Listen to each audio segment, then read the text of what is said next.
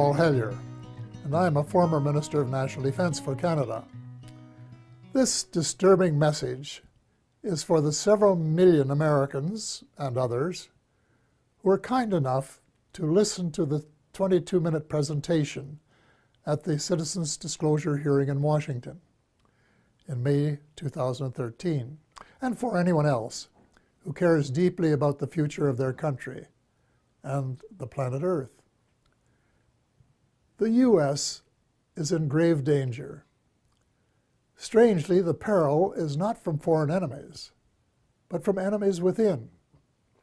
So I beg you to listen to a summary of the major problems, followed by some suggestions as to how the U.S. might be recaptured by loyal Americans, to the enormous relief of friends who have been watching helplessly from the sidelines. The stakes couldn't be higher.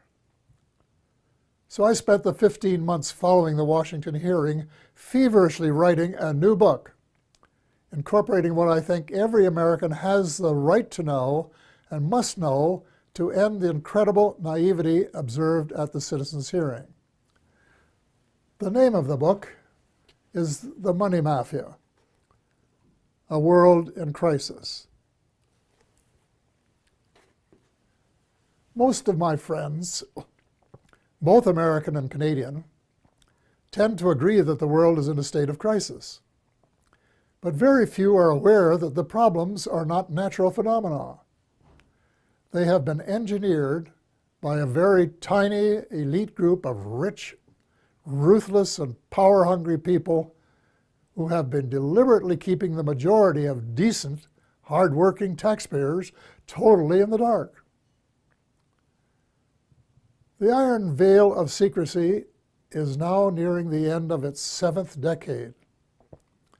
When World War II ended, little attention was given to Operation Paperclip, under which hundreds of Nazi scientists were brought to the U.S., given new identities, and then appointed to important jobs in the military and elsewhere. Some of them would have been aware of UFOs and the ET presence from their experience in working with them in the 1930s. The American military began to take the subject more seriously after retrieving one of the vehicles that crashed near Roswell, New Mexico, on July 4th, 1947, and decided to back-engineer its technology, which was light years more advanced than anything that we had known. On Tuesday, July the 8th, 1947, at 11 a.m. Mountain Time, Roswell Airfield Commanding Officer Colonel William Blanchard announced in a press release the recovery of a flying disc. That was the truth.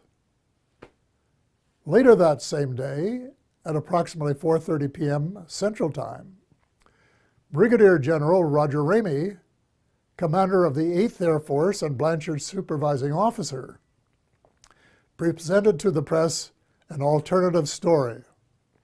He claimed the Army had recovered a Rowan target device suspended by a neoprene balloon. That was a lie. In fact, it was the cornerstone lie of what was to become a cult of lying and disinformation that is still United States policy today, 68 years later. In my brief address to the Citizens Disclosure hearing, I said that the United States and much of the Western world is ultimately controlled by an unelected, unaccountable cabal. Its apex is the banking and financial cartel, followed by the oil cartel, the CEOs of the largest and most powerful transnational corporations, major intelligence agencies, including the CIA, the FBI, and the NSA, and a major slice of the U.S. military. Their collective power and influence is incalculable. And it is their plan for the U.S. and the rest of us that is so alarming. Their plan is an empire greater in size and power than any empire before it, They call this the New World Order, which, ironically, is the same name Hitler used for the smaller empire he imagined. One sure thing, the New World Order will end all pretense of government of, by, and for the people. It will be a dictatorship of, by, and for a small minority of the rich and privileged elite. Much of its power lies in the privately owned banking system. Why monarchs and politicians allowed a private cartel to become the monopoly supplier of new money, we will never know. But this power is almost absolute and can determine the fate of nations and their people. A system where nearly all money is created as debt, and debt that has to be repaid with interest, but where no one creates any money with which to pay the interest, is a dead end that leaves debtors with no alternative but to borrow the money to pay the interest and go deeper and deeper into debt. It's so wildly absurd that a grade 10 student would only need a few minutes to recognize it as one giant Ponzi scheme. Banks can invest $5 million and leverage it to create $100 million in loans that have to be repaid with interest. In effect, they skim 95% off the top of every loan. That is the reason I call them the money mafia. Monetary reform is the most urgent of all essential reforms, and my book contains a specific formula that the brave Occupy Wall Street protesters could have used to advantage when asked, "But what do you suggest?" What they lacked was the answer to that question.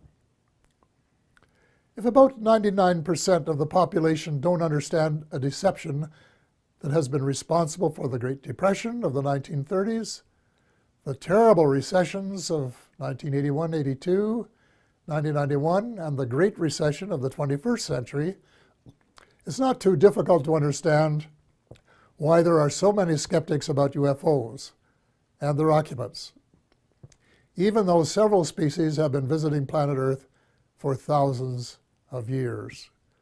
The crashes near Roswell, New Mexico, that I referred to earlier, were, in a sense, watershed events. In Canada, Wilbert Smith, a senior officer in our Federal Department of Transport, of which I later became minister, wrote a top-secret memorandum to his boss based on information he had received during a visit to our embassy in Washington. The memo, dated November 21st, 1950, read in part as follows. A, the matter is the most highly classified subject in the United States, rating higher even than the H-bomb. B, flying saucers exist. C, their modus operandi is unknown, but concentrated effort is being made by a small group headed by Dr. Vannevar Bush. D, the entire matter is considered by the United States authorities to be of tremendous significance. A control group of 12 senior civilian scientists and military officers was established by President Truman.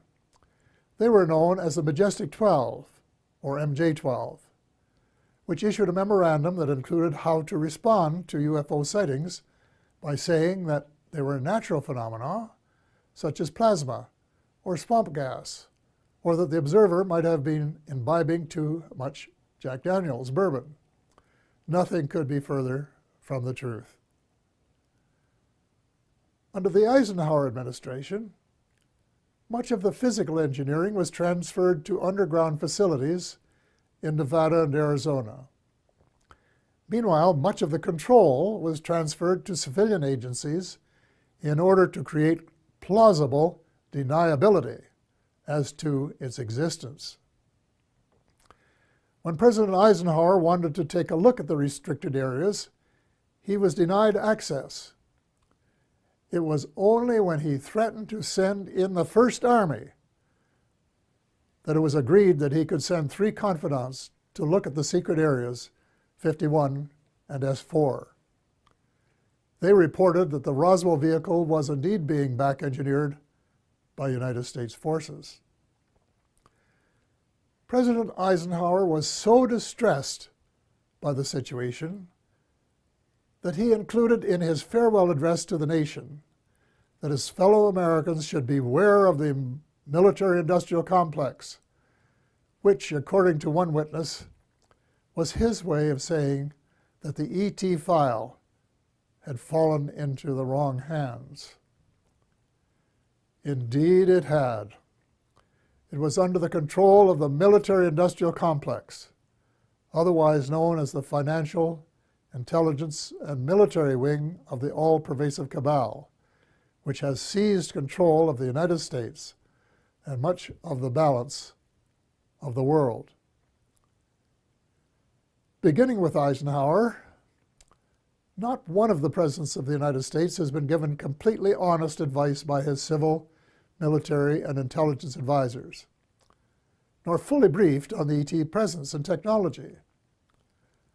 The military-industrial complex adopted a strategy of perpetual warfare to enhance its own power and profit.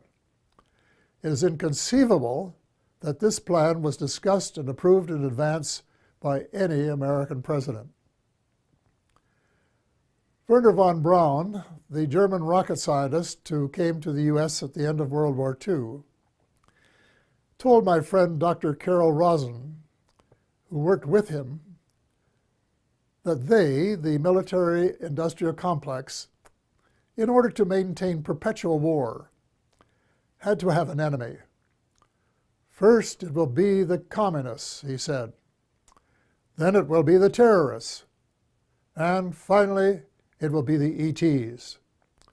So far, the plan has been unfolding exactly as forecast.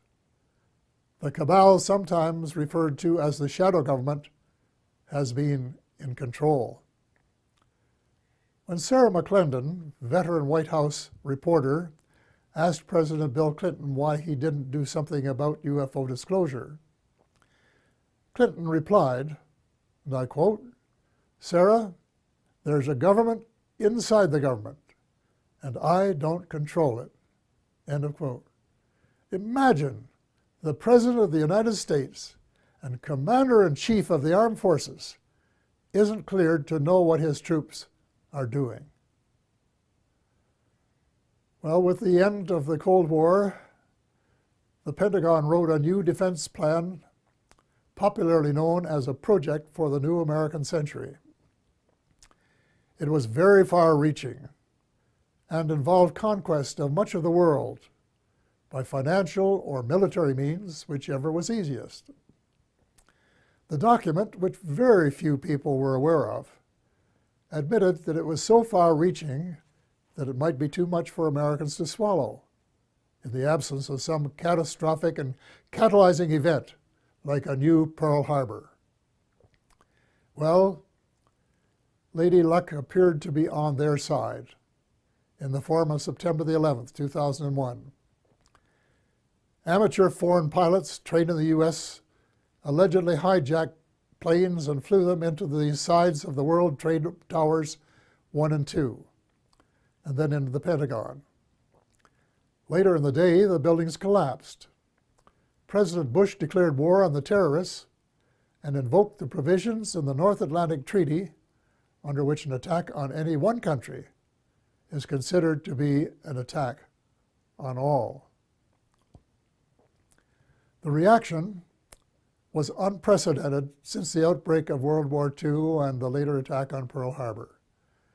The English-speaking world, in particular, was incensed, and a high percentage of Americans were prepared to nuke the perpetrators.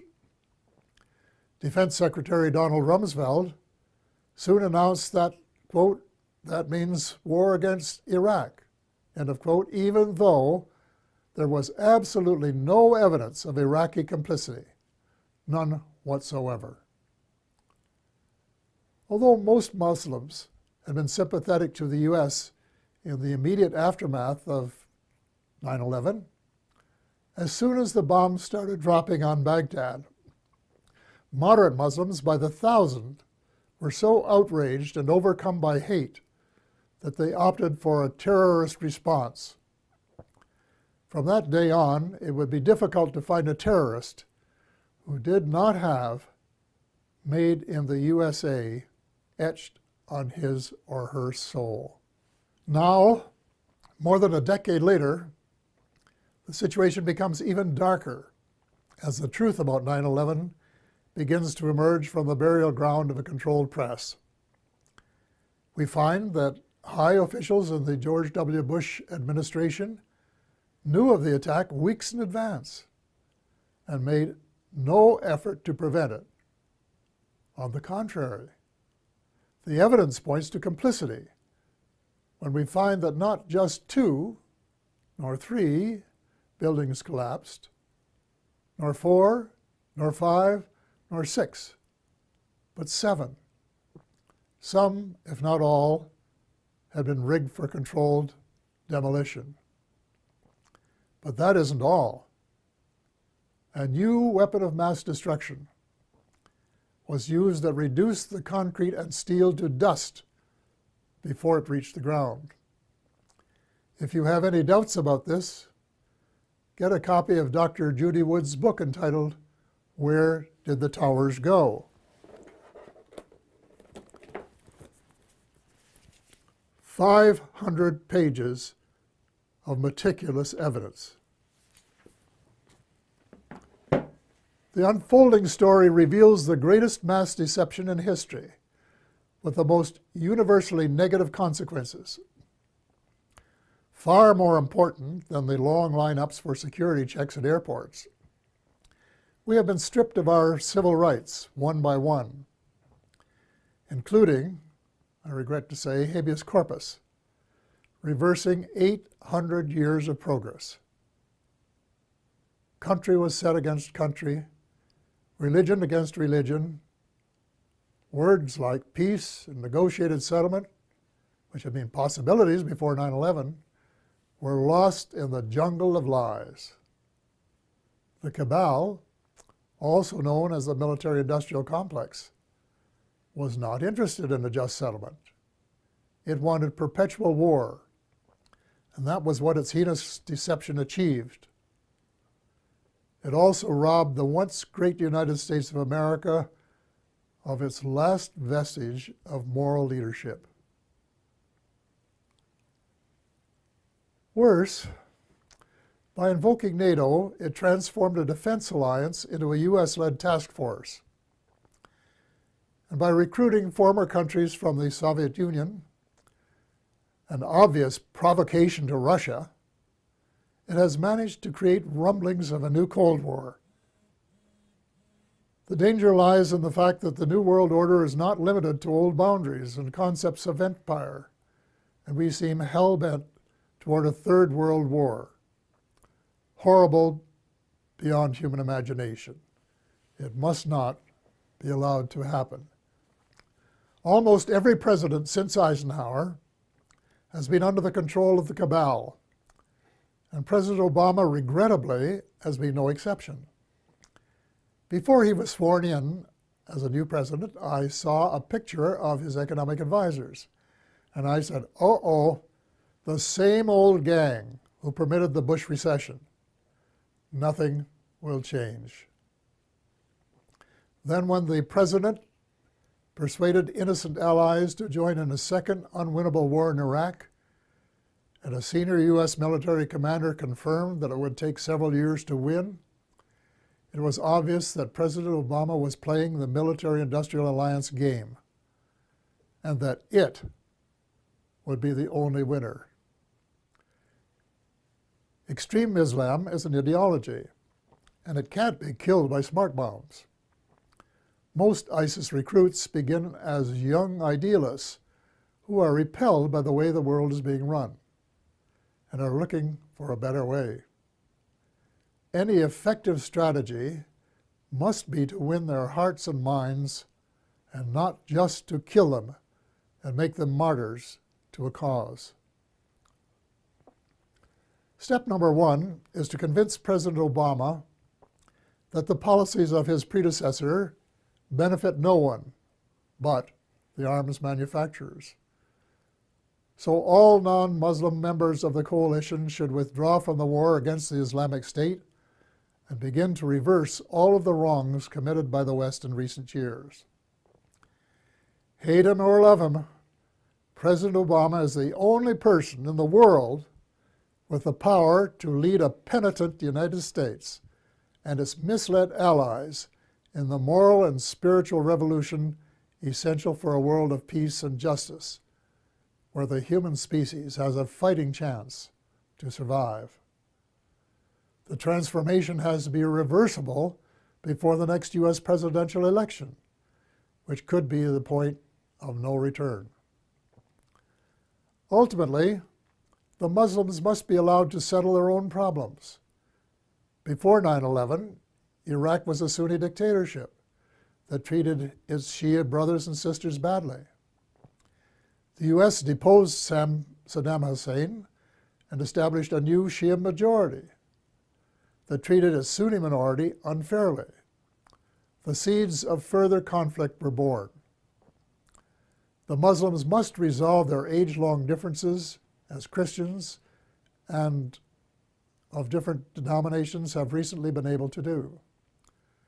Perhaps the United Nations might be invited by the Muslims to convene a meeting of both temporal and religious leaders in search of a better way of settling grievances and differences. Meanwhile, it's time that all the Abrahamic religions, Christianity, Judaism, and Islam, kissed and made up. I was in my 80s before I knew that Allah was my God. My guess is that the majority of Christians are equally ill-informed. And the Israelites should start treating Palestinians as the blood brothers that they really are, instead of as inferior beings. It is wise to remember that the original covenant with the Creator applied to all of Abraham's children, and not just to the favored few. The bottom line is that the use of drones, suicide bombs, and crushing military superiority on the part of Christians, Muslims, and Jews are all prohibited by their holy books. The next step is to persuade all the major religions to practice the one principle that they have in common, which is to treat others the way they would want to be treated if the roles were reversed. Universal practice of the Golden Rule would transform the world. I get hundreds of emails from decent Americans and like-minded individuals in a dozen countries who want nothing more than the end of militarism and a massive shift in priorities toward universal peace and justice. Quite a few are involved in small projects that are making a significant difference at the micro level. But most of them are realists and recognize that the cabal doesn't want peace and justice. It wants power, wealth, and empire. So what can an individual do in the face of unprecedented power and wealth? The cabal, headed by the banking cartel, has almost unlimited financial power.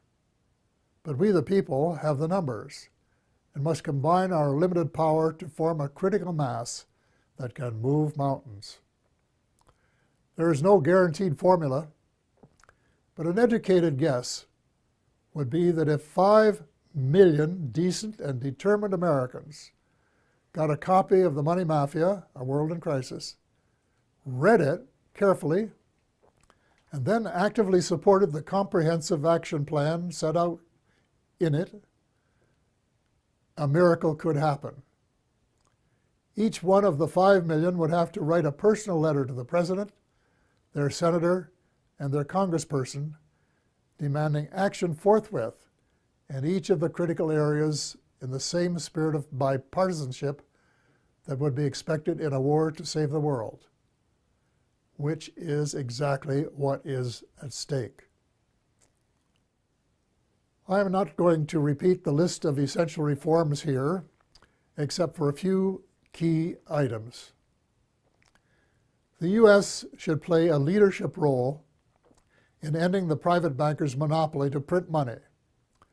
Actually, it isn't really money, it's just credit created out of thin air, a computer entry, and restore some of the power to the people that is rightfully theirs. President Obama can mint $2 trillion platinum coins to get the ball rolling, while legislation is prepared to take over the Fed and establish a 100% publicly owned central bank, a central bank of the United States.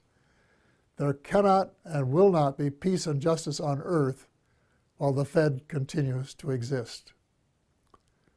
Speaking of justice, if President Obama really wants a place in history as a friend of the 99% rather than the 1%, he can fast-track the Trans-Pacific Partnership into oblivion. Even the name is a lie. There is no way it is a partnership. It should be called the Trans-Pacific Power Grab by a small elite group who want to feather their own nests at the expense of other people's rights to run their own affairs for their own benefit. So the choice is yours, Mr. President, to decide if it will be the people or the cabal. There must be full disclosure of what the cabal and the U.S. shadow government have been doing since World War II. To what extent has the extraterrestrial space and weapons technology been back-engineered? And is it true, as the late Ben Rich, former CEO of Lockheed's Skunk Works, said, and I quote, "We, the U.S., now have the technology to take ET home," end of quote. The extent to which there has been collaboration between the cabal and the ETs. What species? What motives? Were there agreements signed? And if so, were the terms of the treaty or treaties lived up to? To hear the truth emerge after so many years of continual lies and darkness will require either that the National Security Act of 1947 be rescinded or suspended, with a general amnesty so that decent Americans can tell the truth without fear of retribution. A kind of truth and reconciliation process will be required. Then there are the positive benefits that must be pursued. The President must issue an order that would release the secret patents on exotic energy and make them available to the world. The secret technology, in combination with a flexible financial system, will make it possible to convert from an oil economy to a clean economy in 7 years. It will provide billions of new jobs worldwide and help close the ever-widening gap between the haves and the have-nots. Simultaneously, a project should be started to restore our oceans before the food chain has been permanently broken. In addition, worldwide programs of forest preservation and reforestation should help provide the carbon sinks essential for greater stability in weather patterns. Speaking of changing weather patterns, full disclosure should give us a better idea of how much weather patterns have been altered by government tinkering. Due to restraints of time, space, and expertise, my book makes no mention of either chemtrails or the high-frequency active auroral research program known as HAARP. But from what I have heard and read from credible informants, I would say that they are Satan's illegitimate Siamese twins of death and destruction. If so, they should be terminated at once and relegated to the netherworld from which they came. And before the people of the world become aware and launch a $10 or $20 trillion class action suit against the United States Air Force, its contractors, associates, and suppliers. A visit to the battlefields of World Wars I and II in November of last year affected me profoundly. The slogans were everywhere. Never again. We had seen the horror of man's inhumanity to man, which was sordid beyond belief. Yet as I reflected on the real world of today, I thought that the millions who gave their lives had died in vain. Even before the Second World War was over, a group of greedy, self-centered men were plotting the next round, and they have been working assiduously at their plan. The same symptoms of mass unemployment, poverty, and seeking military advantage have been replicated. But the next time, we would start off with weapons of mass destruction just in their infancy then. The next time, it is not just supremacy that is at stake, although there are some who think so. It is the survival of the human species that is at stake. God will not be mocked. We have been given the choice of making our planet uninhabitable, as we have been told some other species have done, or we can move in the opposite direction of peace, love, justice, and cooperation for the betterment of all, rich and poor alike. We have been given a few months, not years, to change course before it is too late. The choice is ours. We are the ones who are destined to write our own history.